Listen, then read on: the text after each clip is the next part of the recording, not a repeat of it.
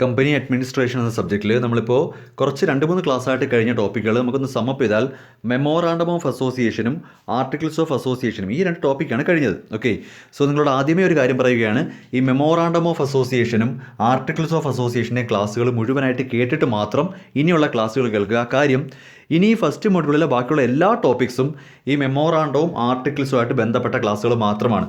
അപ്പോൾ എൻ്റെ ഒരു റിക്വസ്റ്റാണ്, നിങ്ങൾ ആരെങ്കിലും എൻ്റെ ക്ലാസ്സുകൾ കേൾക്കുന്നുണ്ടെങ്കിൽ ഞാൻ ഈ അപ്ലോഡ് ചെയ്യുന്ന ഓർഡറിൽ തന്നെ കേട്ട് വരണം. കാര്യം കണ്ടിന്യൂഷൻ ക്ലാസ്സാണ്. അപ്പോൾ ഞാനിപ്പോൾ ഒരു ക്ലാസ് കഴിഞ്ഞിട്ട് അതിൻ്റെ ബാക്കിയായിട്ടായിരിക്കും അടുത്ത ക്ലാസ് എടുക്കുന്നത്. അപ്പോൾ നിങ്ങളിപ്പോൾ ഒന്നാമത്തെ ക്ലാസ് കേട്ടിട്ട് അടുത്ത ക്ലാസ്സിൽ 4 കേൾക്കാൻ നിന്നാൽ അത് എൻ്റെ കുറ്റമല്ല. കാര്യം ഈ 2-ൻ്റെയും 3-ൻ്റെയും കണ്ടിന്യൂഷനായിട്ടേ 4 വരത്തുള്ളൂ. അപ്പോൾ ദയവ് ചെയ്ത് ഇതിപ്പോൾ ഫസ്റ്റ് മൊഡ്യൂളാണ് അപ്ലോഡ് ചെയ്തുകൊണ്ടിരിക്കുന്നത്. ഫസ്റ്റ് മൊഡ്യൂളിൻ്റെ ഫസ്റ്റ് ക്ലാസ്സോട് ഞാൻ സീരിയലി നമ്പർ ചെയ്യുന്നുണ്ട്. ഫസ്റ്റ് ക്ലാസ്സോട്ട് ഓർഡർ കേട്ട് വരണം. പ്രത്യേകിച്ച് ഈ ഒരു ക്ലാസ് നിങ്ങൾ മുന്നോട്ട് കേട്ട് പോകണമെങ്കിൽ മെമ്മോറാണ്ടം ഓഫ് അസോസിയേഷനും ആർട്ടിക്കിൾസ് ഓഫ് അസോസിയേഷൻ്റെയും മുഴുവൻ ക്ലാസ്സും കേട്ട് കഴിഞ്ഞിരിക്കണം. അതിൻ്റെ കണ്ടിന്യൂഷനാണ്. ശരി, അപ്പോൾ അത് കേട്ടു എന്ന് വിശ്വസിച്ച് ഞാൻ അടുത്തൊരു ടോപ്പിക്കിലേക്ക് കടക്കുകയാണ്. ഇവിടെ നിങ്ങൾക്ക് വളരെ പ്രധാനപ്പെട്ട ടേം ആണ് പഠിപ്പിക്കുന്നത്. അതായത് നോക്കിയേ, ഡോക്ട്രിൻ ഓഫ് കൺസ്ട്രക്റ്റീവ് നോട്ടീസ്. ഇതാണ് ടോപ്പിക്കിൻ്റെ പേര്. ഇതൊക്കെ സ്ഥിരം 2 മാർക്കിൻ്റെ ചോദ്യങ്ങളാണ്. ഡോക്ട്രിൻ ഓഫ് കൺസ്ട്രക്റ്റീവ് നോട്ടീസ് പഠിച്ചാലേ എഴുതാൻ പറ്റൂ. നിങ്ങൾക്ക് തന്നെ മനസ്സിലായി കാണും. ഡോക്ട്രിൻ ഓഫ് കൺസ്ട്രക്റ്റീവ് നോട്ടീസ് എന്തെങ്കിലും എഴുതി വെച്ചാൽ മാർക്ക് കിട്ടില്ല. കൃത്യമായിട്ട് മനസ്സിലാക്കി പഠിച്ചെഴുതണം. ഇത് വളരെ സിമ്പിൾ കാര്യമാണ്. ഈ ഡോക്ട്രിൻ ഓഫ് കൺസ്ട്രക്റ്റീവ് നോട്ടീസ് എന്ന് പറയുന്നത് വളരെ നിസ്സാരമായിട്ട് പഠിക്കാവുന്നേ ഉള്ളൂ. ഒരു കമ്പനിയുടെ ഏറ്റവും പ്രധാനപ്പെട്ട 2 ഡോക്യുമെൻ്റ് ആണല്ലോ മെമ്മോറാണ്ടം ഓഫ് അസോസിയേഷനും ആർട്ടിക്കിൾസ് ഓഫ് അസോസിയേഷനും. നിങ്ങൾ വിചാരിക്കുന്നത് പോലെ ഈ ഡോക്യുമെൻ്റ് ഒരു രഹസ്യമായ ഡോക്യുമെൻ്റ് ഒന്നും അല്ല. ഒരു കമ്പനിയുടെ മെമ്മോറാണ്ടം ഓഫ് അസോസിയേഷനും ആർട്ടിക്കിൾസ് ഓഫ് അസോസിയേഷനും ഒരു പബ്ലിക് ഡോക്യുമെൻറ്റ്സ് ആണ്. എല്ലാ കമ്പനിയുടെയും മെമ്മോറാണ്ടവും ആർട്ടിക്കിളും പബ്ലിക്ലി അവൈലബിൾ ആണ്. പറയുന്നത് മനസ്സിലാക്കുക. ക്ലിയർ ആവുന്നുണ്ടോ? മെമ്മോറാണ്ടം ഓഫ് അസോസിയേഷനും ആർട്ടിക്കിൾസ് ഓഫ് അസോസിയേഷനും അത് കമ്പനിയുടെ കോൺഫിഡൻഷ്യൽ മാറ്റർ അല്ല. ഈ 2 ഡോക്യുമെൻറ്റും പബ്ലിക്ലി അവൈലബിൾ ആണ്. These are called public documents. ഇവിടെ പറയുന്നുണ്ടത്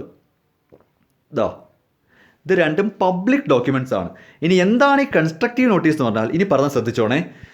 ഒരു കമ്പനിയുടെ കംപ്ലീറ്റ് ആയിട്ടുള്ള ഡീറ്റെയിൽസ് ആണല്ലോ ഈ മെമ്മോറാണ്ടത്തിലും ഈ ആർട്ടിക്കിളിലും ഒക്കെ എഴുതി വെച്ചിരിക്കുന്നത്. കമ്പനിയുടെ ജാതകവും തന്നെ ഞാൻ പറയുമല്ലോ.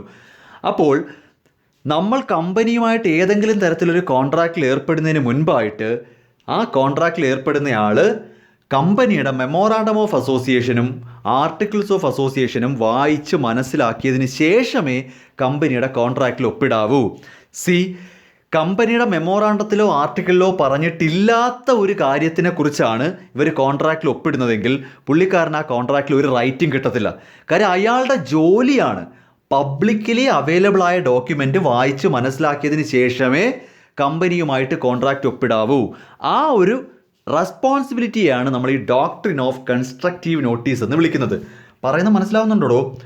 നമ്മളും ഒരു കമ്പനിയും തമ്മിലൊരു കോൺട്രാക്റ്റിൽ ഒപ്പിടുമ്പോൾ നമ്മൾ ആ കമ്പനിയുടെ മെമ്മോറാണ്ടവും ആർട്ടിക്കിൾസും മൊത്തത്തിലൊന്ന് വായിച്ച് നോക്കണം.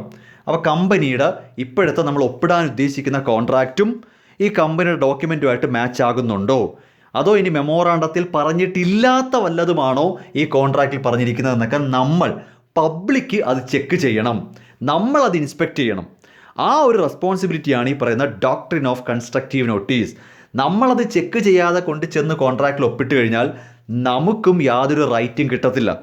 കമ്പനിക്കെതിരെ നടപടി വരും, അതായിക്കോട്ടെ. പക്ഷേ ഞാൻ എന്ന വ്യക്തി കോടതിയിൽ ചെല്ലുമ്പോൾ കോടതി എന്നോട് ചോദിക്കും, എടാ മന്ദബുദ്ധി, മെമ്മോറാണ്ടവും ആർട്ടിക്കിളും നിൻ്റെ മുമ്പിൽ അവൈലബിൾ ആയിരുന്നല്ലോ, നിനക്കതൊന്ന് വായിച്ച് നോക്കിക്കൂടെ? അതിലവർ പറയുന്നുണ്ടല്ലോ ഇങ്ങനൊരു കാര്യം ഈ കമ്പനി ചെയ്യത്തില്ലെന്ന്. പിന്നെ നീ എന്തിനാ കൊണ്ടുപോയി കോൺട്രാക്റ്റ് ഒപ്പിട്ടതെന്ന് ചോദിച്ചിട്ട് ഇയാൾ വീട്ടിൽ പോകാൻ പറയും. അപ്പോൾ ആളുകളുടെ ഉത്തരവാദിത്വമാണ്, അഥവാ കോൺട്രാക്റ്റിൽ ഏർപ്പെടുന്നവരുടെ ഉത്തരവാദിത്വമാണ് ഏത് ഡോക്യുമെൻ്റ് പരിശോധിക്കേണ്ടത്. ഈ മെമ്മോറാണ്ടവും ആർട്ടിക്കിളും അവർ പരിശോധിച്ചിരിക്കണം. അതിനെയാണ്, ഈ പറയുന്നൊരു സംഭവത്തിനെയാണ് ഡോക്ട്രിൻ ഓഫ് കൺസ്ട്രക്റ്റീവ് നോട്ടീസ് എന്ന് വിളിക്കുന്നത്. ഓക്കെ, ഇപ്പോൾ ക്ലിയർ ആയി? സിമ്പിളായിട്ട് ഇപ്പോൾ നിങ്ങൾക്ക് ABC ലിമിറ്റഡ് എന്ന കമ്പനിയായിട്ടൊരു കോൺട്രാക്റ്റ് ഒപ്പിടണം. നിങ്ങളുടെ മുമ്പിൽ ആ കോൺട്രാക്റ്റ് ഉണ്ട്. ആ കോൺട്രാക്റ്റ് വായിച്ച് നോക്കുവാണ്. ആ കോൺട്രാക്റ്റ് ലീഗലാണ്. നിങ്ങൾ ചിന്തിക്കേണ്ടുന്നത്, നിങ്ങളുടെ മുമ്പിൽ ഇപ്പോൾ ഒരു കോൺട്രാക്റ്റ് ഉണ്ട്, ABC ലിമിറ്റഡുമായിട്ട് നിങ്ങൾക്കൊരു കോൺട്രാക്റ്റ് ഉണ്ട്. നിങ്ങൾ ആ കോൺട്രാക്റ്റ് മൊത്തം വായിച്ചു നോക്കി. ഐ റിപ്പീറ്റ്, നിങ്ങൾ ആ കോൺട്രാക്റ്റ് വായിച്ച് നോക്കിയപ്പോൾ കുഴപ്പമൊന്നുമില്ല, ലീഗലായിട്ടുള്ള കാര്യങ്ങളാണ്, കുഴപ്പമൊന്നുമില്ലല്ലോ, ഓക്കെ ഒപ്പിടാം. പക്ഷേ ഈ പറയുന്ന കാര്യം as per memorandum of association or articles of association ഈ കമ്പനിക്ക് ചെയ്യാൻ പാടില്ലാത്തതായിരുന്നു. ഇത് എനിക്ക് മനസ്സിലാക്കാനൊരു വഴി ഉണ്ടായിരുന്നല്ലോ. എങ്ങനെ? മെമ്മോറാണ്ടോ ആർട്ടിക്കിളും എനിക്കും വായിച്ച് നോക്കാവുന്നതേ ഉള്ളൂ. ഞാനത് ചെയ്യാതെ കൊണ്ടുപോയി കോൺട്രാക്റ്റ് ഒപ്പിട്ട് കഴിഞ്ഞാൽ ഒബ്വിയസ്ലി കമ്പനിക്കെതിരെ, കാര്യം കമ്പനി എന്താ കോർപ്പറേറ്റ് മറ്റേത് അൾട്രാവയർ, കമ്പനിയെ സംബന്ധിച്ചത് ഡോക്ടർ ഓഫ് അൾട്രാവയർ ആണ്. പക്ഷെ ഞാൻ കോടതി ചെല്ലുമ്പോൾ കോടതി എന്നോട് തന്നെ ചോദിക്കും, നീ ഈ കോൺട്രാക്റ്റിൽ ഇങ്ങനെ ഒപ്പിടുമ്പോൾ ഒന്ന് ആലോചിച്ചൂടെ, മെമ്മോറാണ്ടത്തിലും ആർട്ടിക്കിളിലും പറഞ്ഞിരിക്കുന്ന കാര്യമാണോ എന്നൊന്ന് ചെക്ക് ചെയ്യേണ്ടേടാ മണ്ട എന്ന് എന്നോട് ചോദിച്ചിട്ട് അങ്ങ് പോയിക്കോളാൻ പറയും. അപ്പോൾ ഇതിനെയാണ് ഈ കൺസ്ട്രക്റ്റീവ് നോട്ടീസ് എന്ന് വിളിക്കുന്നത്. ഓക്കെ, ഇനി ജസ്റ്റ് ഒന്ന് വായിച്ചു നോക്കിയേ. ഇവിടെ തൊട്ട് നോക്കിയാൽ മതി. ദ മെമ്മോറാണ്ടമോ ആർട്ടിക്കിളും രജിസ്ട്രാർ ഓഫ് കമ്പനി നമ്മൾ രജിസ്റ്റർ ചെയ്യും, അതൊക്കെ ഞാൻ പഠിപ്പിച്ചല്ലോ.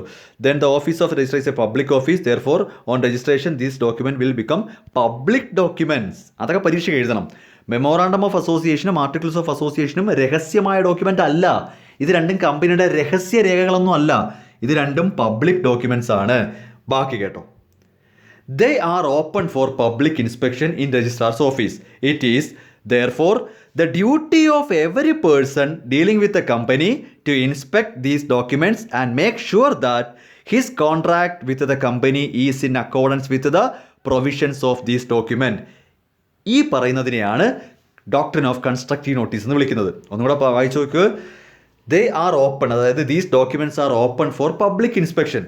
It is therefore the duty of every person dealing with the company to inspect these documents and make sure that his contract with the company is in accordance with the provisions of these document.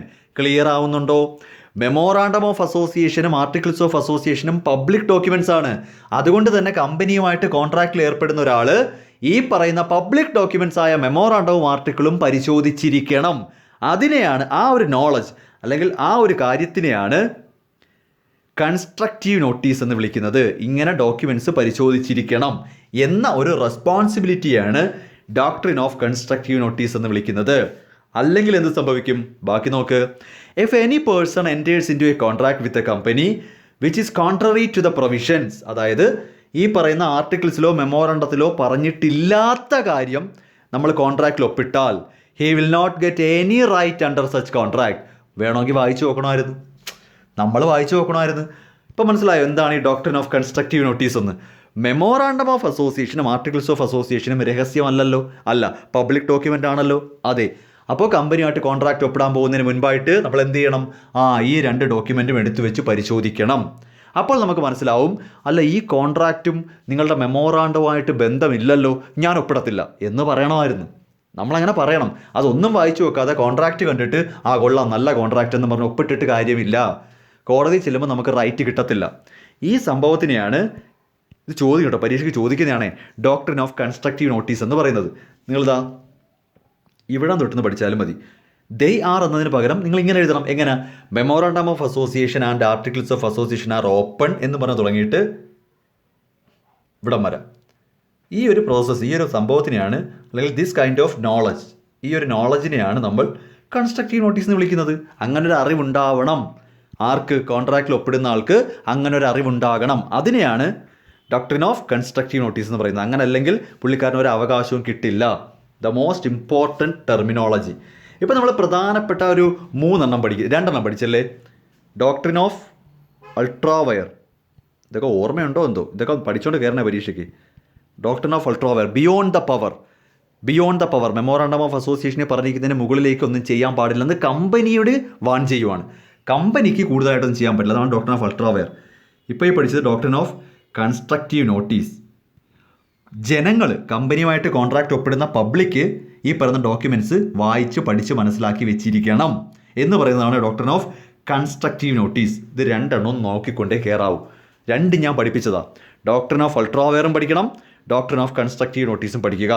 Okay, ഇനി മുന്നോട്ടുള്ള topic എല്ലാം ഇതുമായിട്ട് ബന്ധപ്പെട്ടത് തന്നെ. തീരാറായി, module കഴിയാറായി. 2 ക്ലാസ്സും കൂടെ മതി. 2 ക്ലാസ്സും കൂടെ മതി നമ്മുടെ ഈ മൊഡ്യൂൾ തീർക്കാൻ പറ്റും. ഓക്കെ, അപ്പോൾ ഇത്രയും കാര്യം നന്നായിട്ട് ഭംഗിക്ക് പഠിച്ചു വെച്ചേക്കണേ. ഫസ്റ്റ് മൊഡ്യൂൾ മാത്രം പഠിച്ചുകൊണ്ട് പോയാൽ തന്നെ നിങ്ങൾക്ക് ഭാഗ്യം ഉണ്ടെങ്കിൽ ചിലപ്പോൾ അറിയാൻ പറ്റത്തില്ല, 60 മാർക്കിന് കിട്ടും. അതുകൊണ്ടാണ് ഫസ്റ്റ് മൊഡ്യൂൾ ഇത്രയും ഡീറ്റെയിൽ ആയിട്ട് എടുക്കുന്നത്. ഇനി വരാൻ പോകുന്ന മൊഡ്യൂളിലൊന്നും നിങ്ങൾക്ക് ഇത്രയൊന്നും അങ്ങനെ പഠിക്കാനൊന്നും ഇല്ല. പ്രധാനപ്പെട്ട ടോപ്പിക്കുകൾ മാത്രം ഡിസ്കസ് ചെയ്ത് പോയാൽ മതി. മനസ്സിലാവുന്നുണ്ടോ? ഫസ്റ്റ് മൊഡ്യൂൾ മാത്രമേ ഉള്ളൂ എല്ലാം അങ്ങ് പരീക്ഷയ്ക്ക് വരുന്നത്. ഇനി മുന്നോട്ടുള്ള 4 മൊഡ്യൂളും കൂടെ ചേർത്ത് ഈ ഫസ്റ്റ് മൊഡ്യൂളിൽ ഇത്രയും കണ്ടൻറ്റേ വരത്തുള്ളൂ.